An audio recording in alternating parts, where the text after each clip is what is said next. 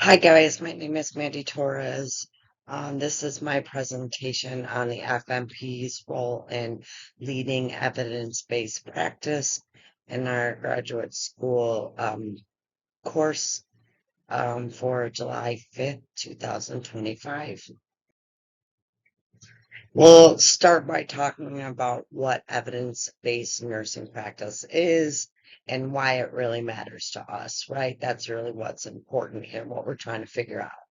So the definition really is that evidence-based nursing practice is the integration of a few certain things. So it's the integration of best research, evidence, clinical expertise, patient values, and preferences. And really, why does this matter to us? Because evidence-based nursing practice, it improves outcomes, it reduces errors, it enhances efficiency, and it promotes accountability. Evidence-based nursing practice, it combines clinical knowledge with clinical research, and it also respects the patient's individual goals and preferences, which is really very important when you're trying to build a rapport amongst you and your patients. Evidence-based nursing practice results in safer, more effective care, and it really strengthens our professional standards. It kind of holds us to a level of where we need to be in order to give the best possible care. All right, the article itself was very interesting read, called Nurse Practitioners Implementation of Evidence-Based Practice into Routine Care. The key findings of this article are the barriers that are the time, access, education, and support. And the facilitators are mentorship, leadership, evidence-based practice culture. And then the implications are EB evidence-based practice success is dependent on personal initiation and systemic support. And it also reinforced the importance of organizational culture, right? In order to really understand that evidence-based practice works in all different areas, we need to have that organization that it reinforces the culture within it. Basically, this article just reviewed the challenges and the enablers of evidence-based nurse practice for nurse practitioners. It shows that while MPs are positioned to lead, they do really truly need the right support and resources. It's kind of built in with us, within why we became nurses, and then the educational piece. Um, but it's saying that we can't be these leaders and do these things without the correct support. Um, it also reinforced the need for structural and educational changes to fully integrate evidence-based practice into daily care. Very interesting article. All right, so the FMP's obligation, right? We are leaders in evidence-based nursing practice. So, how FMPs leading the change? They are uniquely positioned to lead the integration of these evidence-based practices, and this is done through advanced education, clinical expertise, and really big one here, a holistic patient-centered approach.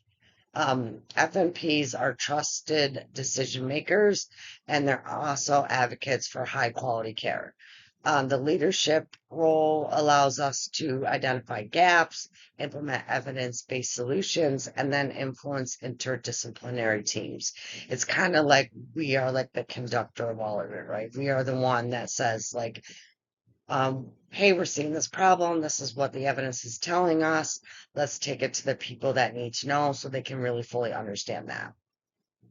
And then how can, us as future FNPs, how can we build a culture that supports evidence-based nursing practice? So beyond applying evidence in individual care, we're also responsible for creating a culture that values and prioritizes continuous learning and education and improvement. So this means that we have an obligation to foster an environment where questioning, critical thinking, and curiosity are encouraged. Like we want people to say, what can we do to make this situation better? And it's kind of like what we're doing now in our projects, right? We're looking at a clinical concern and we're saying, what can we do to address this clinical concern using the evidence? FMPs can promote this culture of evidence-based practice by, mentoring their staff and their students, leading or supporting journal clubs and clinical decisions, advocating for access to research and ongoing professional development, and then participating in and practicing evidence-based research and quality innovations.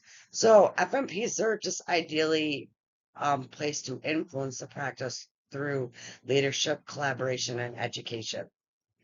We can create an environment where the evidence-based care it's like a norm, it's expected, and this is our obligation to do that. And we can do this by being role models and initiating professional development opportunities. All right, so we have evidence-based practice in action and just closing thoughts and the conclusion. So I will share a story, an example from practice on addressing overtreatment of asymptomatic UTIs and advocating for updated protocols. So in one case specifically, I noticed that there was an overuse of an antibiotic for an asymptomatic UTI. So basically, I was like, this doesn't seem right. We need to make some change. We need to do something here. So I pushed for a guideline-based changes where we could say like this person needs this guideline, they need this antibiotic. Where if they're not under this line or within this spot, we're gonna maybe not use antibiotics because it's asymptomatic, and then we're going to increase the risk for antibiotic resistance. So ultimately, we improved care and we reduced risk just by just speaking up. And this is just one example of how evidence-based nursing practice directly improves outcomes. And then our final and closing thoughts on this topic is that, evidence-based nursing practice is essential to safe, effective care. And we, as the FMPs, we are the change agents shaping the future. As we're sitting here in this course and we're learning about this information, it's important for us to understand that we have to commit to driving evidence-based practice into every setting that we enter. We are the new voice of that. Especially in today's dynamic healthcare environment, evidence-based nursing practice, it's not just best practice, it's also, professional and ethical responsibility that comes with it. It ensures care that is informed by the best research, the best clinical expertise, and most importantly, by patient values. As nurse practitioners, we are uniquely positioned, to lead this effort. We have our training, we have our very strong patient-centered focus. We are a catalyst for innovation and quality improvement. We've learned about evidence-based practice and quality improvement in so many courses along the way. And I'm sure as we all continue to go on in our education and even in our current field, we'll see how important this is and how we are the catalyst for the innovation and the change that needs to happen. Evidence-based nursing practice it's like a continuous journey towards excellence, and through the leadership and the education and the advocacy that we obtain through our education and through our clinical experience, we can foster a culture of drive and meaningful change and make this the norm here. Really essentially at the end of the day, evidence-based nursing practice is a bridge between knowledge and healing.